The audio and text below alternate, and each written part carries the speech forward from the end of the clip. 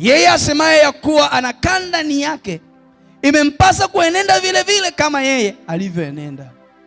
Wakamwambia, Petro, na wewe si mmoja? Akasema, hapana, mimi simjui. Akasema, mbona hata tembea yako unatembea kama yeye? Mbona ongea yako unaongea kama yeye? Kwa hiyo Yesu anakaa ndani yetu kwa sisi kuenenda kama yeye alivyoenenda. Namba 3,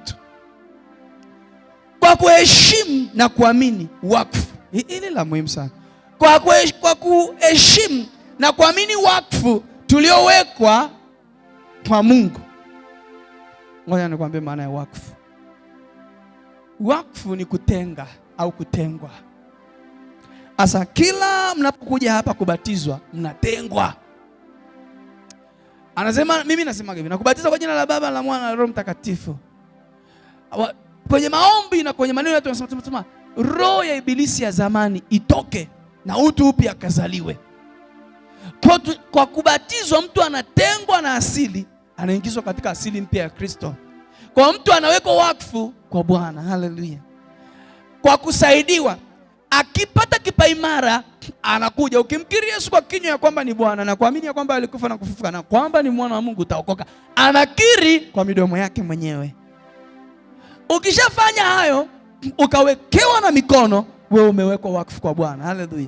Paulo anamwambia Timotheo hivi, wewe una neema, ulilelewa na wazazi wanaomjua Mungu, na kwa sababu ya hayo malezi Mungu akanikutanisha na wewe, nikakuombea, nikakubariki, nikakuwekea mikono. Kwa hiyo ulipowekewa mikono, uliwekwa wakfu kwa Bwana, ulitengwa kwa ajili ya kusudi la Bwana.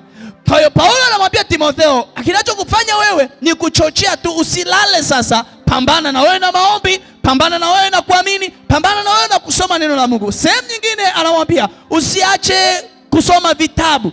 Anasema soma sana vitabu. Kwa hiyo anamwambia Timotheo, wewe ulishatengwa. Hebu tambua ya kwamba umetengwa. Unapokuwa kwenye vibarua kule shambani, ujue ya kwamba wewe sio sawa na vibarua wengine. Wewe ni umetengwa kwa Bwana. Unapokuwa sokoni, ujue ya kwamba umetengwa na Bwana. Unapokuwa hospitalini, umetengwa na Bwana.